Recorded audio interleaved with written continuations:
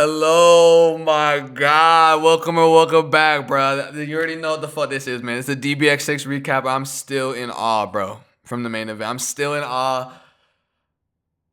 I don't even know what to say, but we'll get into it. Oh my God. First of all, I just want to start off by I'm sad that there was no Mike Perry on this pay-per-view.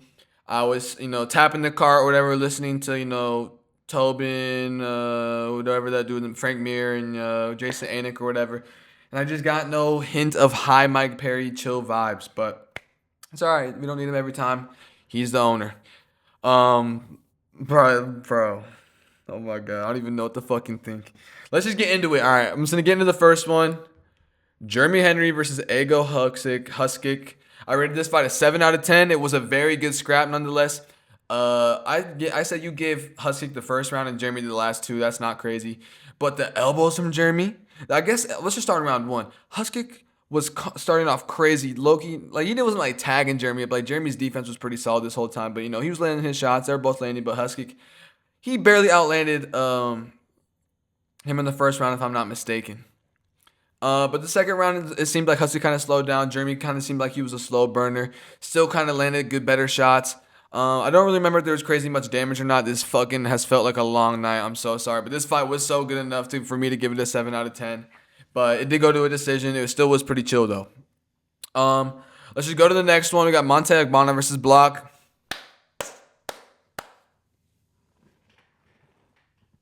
I don't know if you see it on the screen, but I do.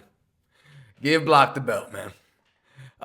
In all seriousness, no, this is I give it an 8 out of 10, all because of the storyline, and I'm very biased because I love Block, bro. Not like love, you know what I'm saying? I'm just a big fan, interview, bro. But Monte couldn't run, and Monte honestly didn't even run for the 3 rounds, as we were all expecting. He kind of went in there and was there to fight, but most of the time he kind of just, hugged. And, we'll get into the Sunshine fucking Lee fight. But they didn't take a point from Agbana, which I think he was hugging more than Sun Jun Lee was, not going to lie. But it still was pretty bad from Sun Jun Lee. But getting into the Monte fight, Block just started off crazy. I just wanted him to throw jabs. Listen, I get it. He hasn't fought in so long. He's under the bright lights. All the technique you get, it goes out the window just because y'all are both expecting to scrap. I don't know if it's a head clash or like an elbow from Monte, but he splits Block's head right here. Block's bleeding bad down his face in round 1. The shit's fucking crazy. They're both just going back and forth. Second round comes, can tell they're both breathing a little heavy. I was really scared for Block's cardio, but it honestly held up. They're both gassed out by the end of round 3, but it still is what it was. Block's landing a couple clean elbows, obviously landing good boxing, but he wasn't at the same time. If he was a boxer, I was expecting him to box more. But like I said, the bright lights, the emotional in the moment, I get it. You're not just fucking, they're going to be, you're not going to be on top of it like that. But for him still to thrive in the firefight was good. One thing that was pissing me off about Block, though, and, you'll see my live reaction when I post whenever that shit is. Did record them. Let's fucking go. So stay tuned for that. That one's going to be good. He kept on just, ducking down and coming for he literally should have just thrown an overhand. He probably would have attacked Monte more, but he was kind of ducking, coming with a right hook to the body every time as his initial way. Instead of throwing a jab, he was throwing that. And Loki was pissing me off because he was just wasting a lot of energy doing that, and it didn't look good. And Monte didn't really do shit, but Block won that shit by decision. I was a little scared they could have robbed him, but Block did that shit. Let's fucking go, Block. And you already know in the interview I said, Block, I'll make you a deal, and I guess I did say he doesn't have to take it, but come on, it's on the table, bro. If you take Monte to a decision, you have to get a skullet. And, I'll just let you slide this time, I'll just let you off the hook. It is what it is. Let's fucking go, though, Block. I genuinely, oh my God, you don't understand. We're going to the next one. Jeff Craig versus Dustin Bailey, bro. I gave this fight a 9 out of 10. I think they went into the second round, and then that's when Jeff Craig kind of hit that sleek inside elbow, basically get flash knockdown fucking Dustin Bailey. He literally crumbles to the ground. He honestly does get right back up, but he's out, flatline KO'd for a split second. So the ref comes in and stops it. It was a pretty good performance. Jeff Craig was throwing crazy. I'm gonna try to throw it, bro. He was going hey, throwing those hella, bro. But they weren't landing. A couple did, but it was good. He was kind of spamming it a little too much for my comfort. But Dustin Bailey was given the opportunity to and didn't really counter anything off of it. I mean, I'm not gonna say he didn't counter. Dustin Bailey looked good in this fight, bro. This was a good fight. I give this fight a 9 out of 10. Like, they both look good. Jeff Craig obviously was doing better in the clinch, but like low-key initially in the beginning of the fight, Dustin was working him with elbows. And I was low-key like, whoa, this is actually crazy. But, as Jeff Craig kind of, got into the flow or whatever, he started working better in the clinch and working that dirty boxing range. It was a pretty good fight. He got, like I said, he got that elbow in the second round. This is really good. In the post-fight little interview, he said he feels bad doing it to someone he respects and likes, like Dustin Bailey. But at the end of the day, the game is the game. So shout out Jeff Craig. Let me get an interview, bruh. I'm just gonna leave that there. Next one, bro. We got Sun Jun Lee versus Steven Garula. And I just got a lot to say about this fight. And like I said, you'll see in my, live reaction, little Diorpium watch along or whatever, bro, that I was just like so disappointed in Sun Jun Lee. Like, there's so much that goes into it. Let me just start here. I gave this fight a 4 out of 10 because this fight was barely even interesting, but Steven Garula did do enough. Let me just start here again. I'm watching these Korean top team videos of Sun Jun Lee in his camp. He's eating crazy the day before weigh-ins. He's weighing like 672 or 679 or something crazy, like something, not 670 something, but not 6. Bro, it's been a long night, bro. 270 something, and obviously he's cutting weight. And the day before, so even as a heavyweight, for you to like sit in sauna or drain yourself like 12, 13 pounds, even though you're not even like dieting down, especially like how you need to. I get you're a heavyweight, but you're cutting down in 265, son. Like, you need to take the weight cut more serious. And this, first of all, shout out Trump Billionaire. I commented under the post. I was like, and first of all, the video I'm watching is all Korean. And I say, I wish I could enjoy this video. I wish I could understand, not enjoy. I love Sun Jun Lee. He's my favorite dirty boxer. And still is. I ain't switching up. Don't worry. You see the belt on him right here. All right. But he translated or whatever. And someone in the comments was talking about, so thank God I can understand up to 4 minutes, probably translate the rest. But some of the comments said, wow, the weight cut looked so easy, or was that the camera? Basically insinuating that maybe he did struggle with the weight cut, but the camera just, did its work and, didn't even show that part of it. Made it just showed like a couple pieces. So, say Steven Garula does watch that video or whatever, he doesn't see that Sun Jun Lee had a hard cut or whatever, but it's just so insane. Having a hard cut for heavyweight is so absurd. I'm just being so honest. Like, you got to lock back. You got to lock in better with that. Because obviously you cut hella weight. At the end, you're eating crazy carbs. You're eating Chipotle, bro. Or whatever it was. I don't even remember. But day before weigh-ins, you're cutting all that weight. You're draining yourself. And it showed in his cardio, bro. In the Victor Cardoso fight, there was a higher pace. And he was keeping up with it.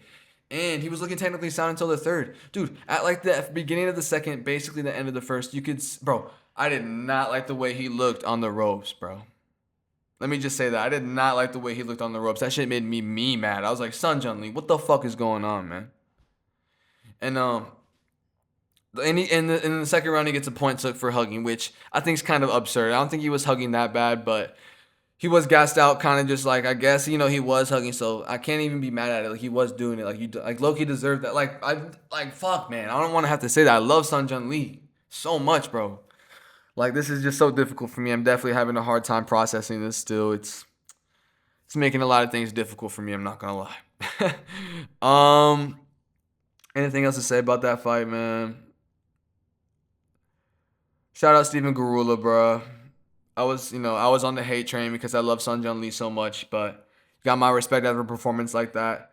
One thing to see, it looks like, I don't know if he hurt a side of his face or maybe he had a stroke earlier in his life. I don't know. I'm not even trying to like make jokes or nothing, but it seemed like when he was talking, it was like this. So I don't know if he like hurt his face in that fight or if he had some like pre-existing thing going in. I'm not too educated on, bro. Would love to talk to him. Seems really chill. Seems like a chill type of guy. And, I don't want to admit it, but I'll admit it because I'm a fucking man, all right? I don't even want to shout you out, but I'm going to shout you out. Shout out DMT Manny, all right, on Instagram or whatever. We were talking shit in the comment section, back and forth.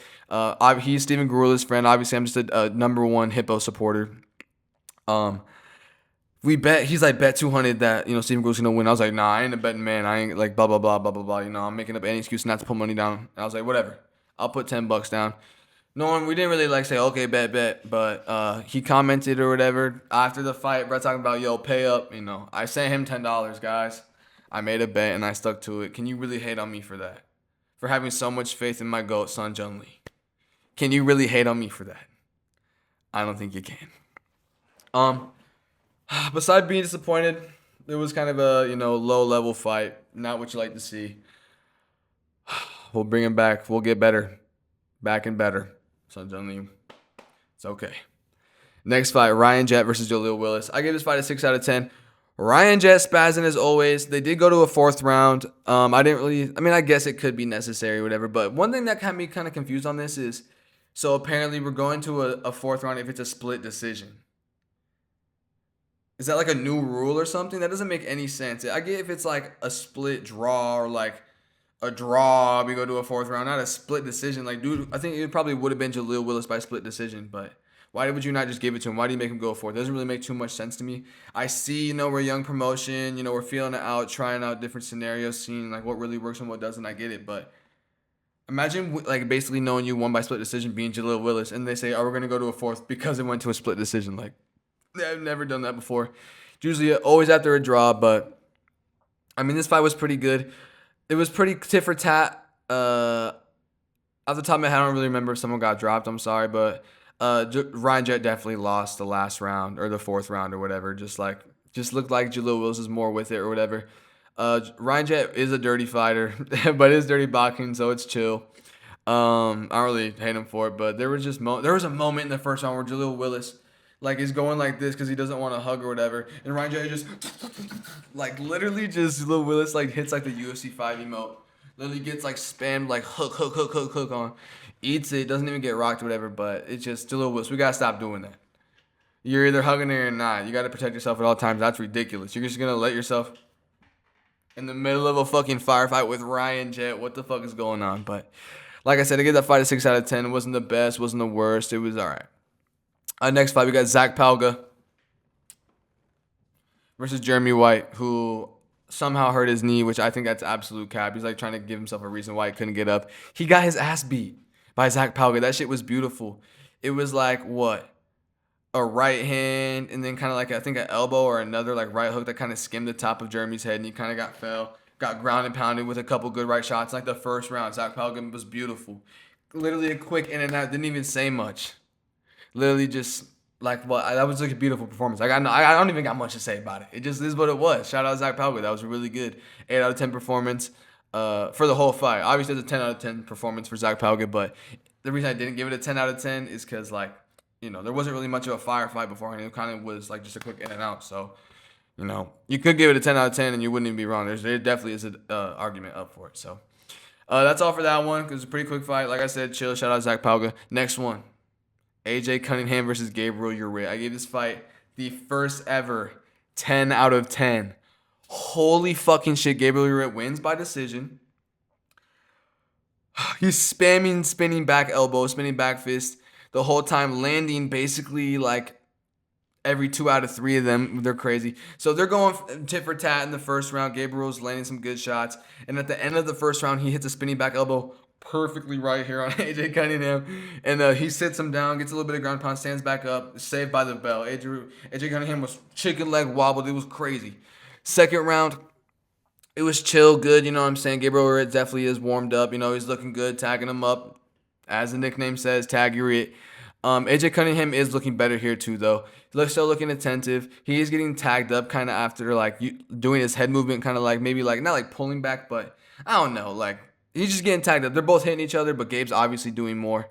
It was pretty smooth for all 3 rounds for Gabe. He was landing that spinning back elbow, like I said, most of the time, especially hella in the 3rd round. Like, I don't know. I think it might have been like 3 or 4 like attempts or actually attempts that landed in the fucking 3rd round. That fight was crazy. 10 out of 10, bro. I can't glaze him enough. That was a crazy performance. Like, that's how I know. Bro, listen. This only solidifies why I'm a Gabriel Uritt fan from the Akeem Bashir performance. Like I said, I train with Akeem. But I know how good Akeem is, bro. I see him. He teaches classes sometimes when when we need a sub or whatever. But just seeing his fight IQ and how he fights, and especially within like it's just in the dirty boxing rule set. I know Hakeem. So for Gabriel to shut him out like that, and now to do it to AJ Cunningham, a recently ex-UFC featherweight bantamweight, getting coached by Bryce Mitchell. Oh my God, and Bryce Mitchell didn't get me started yelling at him to double jab cross. working the body, which AJ Cunningham wasn't doing, which probably could have helped him set up some sort of like, say you throw like a 2 to the body instead of the uppercut, maybe double uppercut, like left hook off that. But who knows? This fight was so fucking good. This is definitely one of the fights to watch back. Obviously, like the main event too, bro. Holy shit, we'll get into it. Relax. We're not gonna ahead of ourselves. But yeah, go watch that fight back. Shout out Gabriel Ritt. Shout out AJ Cunningham. Nothing but sportsmanship too. He lost like a champ. Nothing. I love all this shit, man. That fight 8, we got Milos Janicic versus Taylor Burley.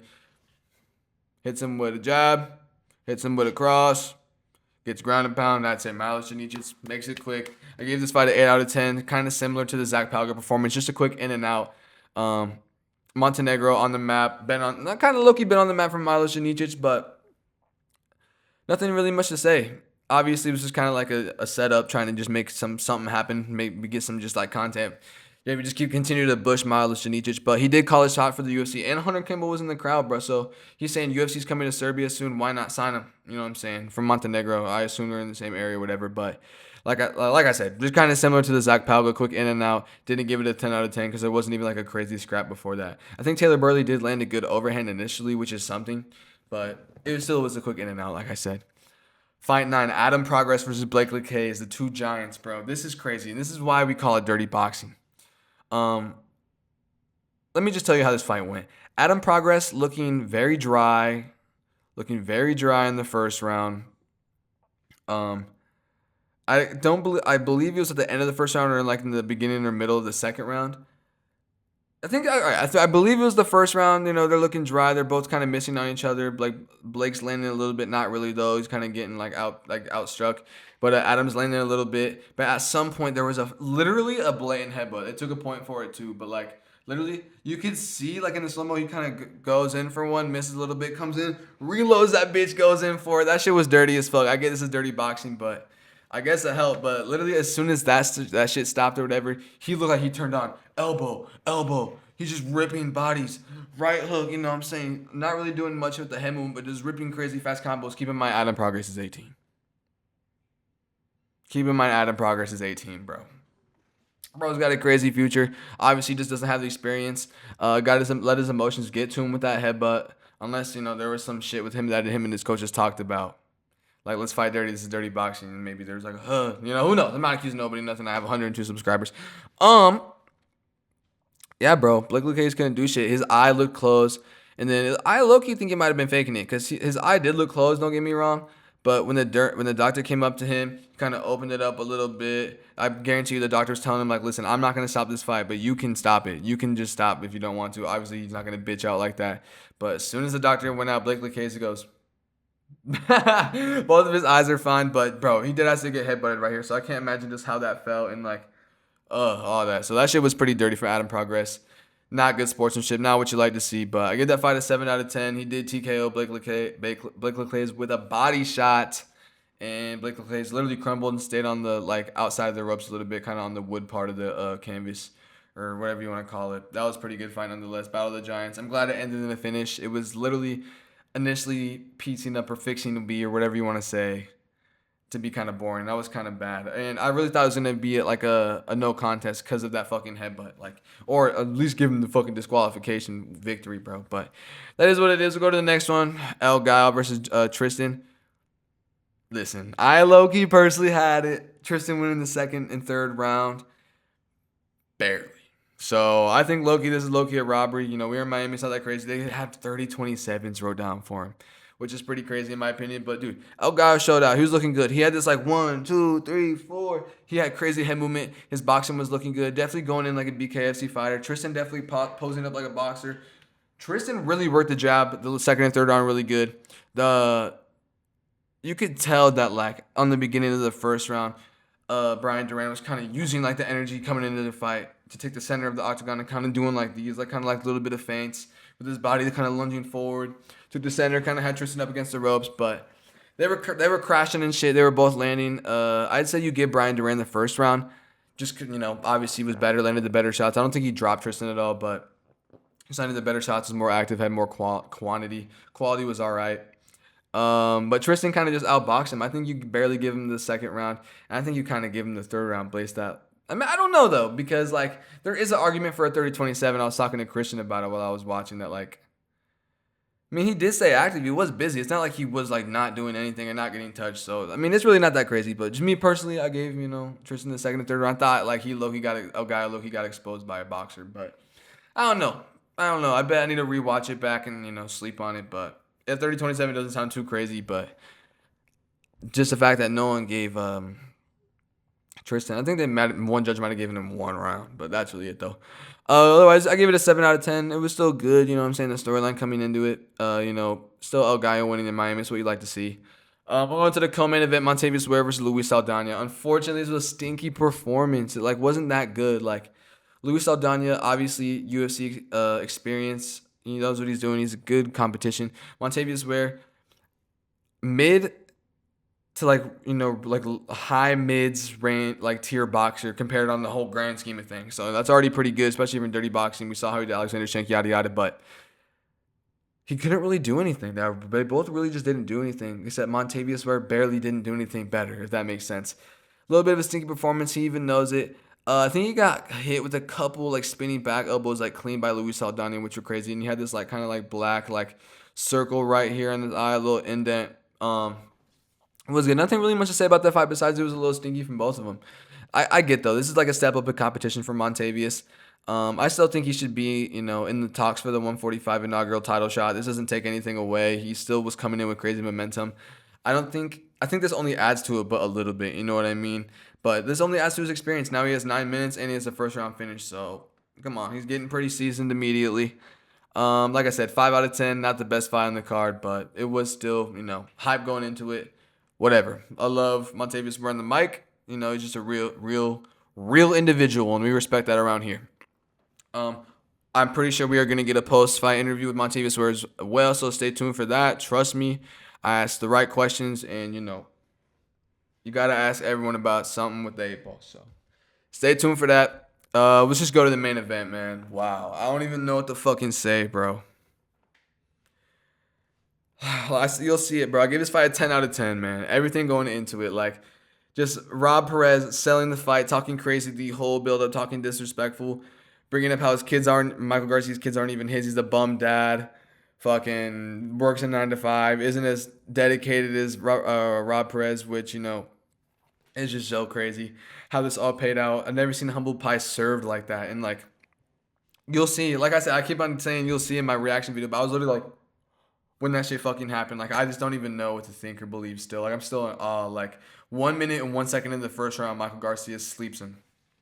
Not flatline KO, but hits him with a good 1-2. The two chins Rob. Rob kind of falls back a little bit into the corner. Michael kind of lands another right hand, and then Rob Perez kind of falls down on the mat a little bit. Stands up, but he's still getting punched by Big Mike. And then kind of drops to his knee again. One more shot lands for Garcia. The ref steps in, ends it. And, you just see, the look on Rob Perez's face of just, what the fuck? And not even just what the fuck, but, him just taking in the moment. You know what I'm saying? Not questioning God, but believing. I mean, you can just see. And Rob Perez. He knows that God has, he knows. But he's just showing him. And it runs deeper, you know what I'm saying? But you can just see him in the corner just taking in the moment of, okay. Where do I go from here? Who knows? Time will tell, but 10 out of 10 fight, storyline, everything involved. This was so good, man. And I'm glad it happened this way. I'm glad I was wrong on my prediction. I'm glad Michael Garcia got this. He definitely deserves this. 3-0, undefeated in dirty boxing. Rob Perez moves on to 3-1, hands him his first L.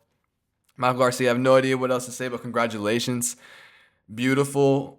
You did it for your brother, your family, you know what I'm saying? And, fuck all the racists in the chat when he's walking out. They're like, what is this garbage? What are these tunes? What drums are these? They're literally they're just saying more racist shit I don't even want to say, bro. But, fuck them. Fuck them. They can't even spell right, bro. But let's fucking go, Mike. This is amazing. This is what we needed. I don't even know what else to say. I'm still in awe. I still need to process this, watch it back. It's just sorry, let me get closer to the mic. I'm just oh my God. I need to stop saying this This was such a great card. I definitely needed this revival after the dark energy of DBX5, bro. Which DBX5 wasn't even that bad. It just like the main event was a sleeper. And, you know, the card wasn't that good. Like, there was a lot of decisions on this card, too. But, like, they were at least good fights. And all the finishes that were there were all hella solid and, like, hella fair. And so there wasn't no crazy, like, you know, ref stoppage. I think the only one that could have been a little, you know, paid off or whatever was the Milos Janicic Taylor Burley. But Milos Janicic was about to kill him. He was literally landing elbows to the back of the head. I forgot to mention, bro. So that was fucking disgusting. Ref stopped it good. Saved Taylor Burley's life.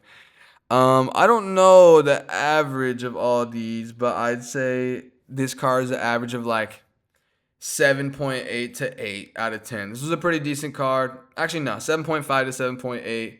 I'll just go 7.5. 7.5 out of 10 card. Just because there was hella decisions, but the decisions were still good. I really got no other final words besides I wish Mike Perry was on this. The Tate brothers were there. Don't really care about that, but it was, you know, some familiar faces or whatever. John Jones, Gable there, whatever. I guess when Mike Garcia, it was like in the midst of after he TKO'd him and he's talking shit to him, Rob Perez in the corner. You just see Gable like hugging John in the back, like, oh my god, like they're actually geeking. So it's glad to see them kind of pay attention to the storyline and actually respect it and be like geeked up from it, just like I am.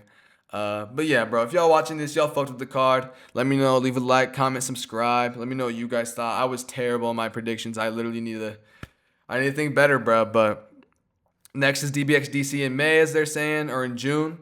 Obviously gonna be the Friday before the UFC White House card. So let's look forward to that. I don't know. Hope we can get Corey Jackson on there if you can't, unless you really want to wait, like hold on to him for the Atlanta card. But why not both? Why not both? Yeah, I'm glad Block didn't call anybody out. Or no, I'm not glad. I'm upset. But it is what it is. I'm glad everything happened the way it did, except the Sunshine Lee fight. I'm so disappointed still. I don't want to keep on agging on that, but it is what it was, and it was what it is. Again, thank you. Like, comment, subscribe if you enjoyed. I am the unofficial face of DBX videos on YouTube. No one else is like making like breakdowns and doing this shit like I am. So subscribe, Tate soon. You know, you'll probably see my face again if you're actually watching it and fuck with DBX. So thank you. You guys have a good night. Stay up for this bullshit. Not bullshit, but you know what I'm saying. Thank you. All right.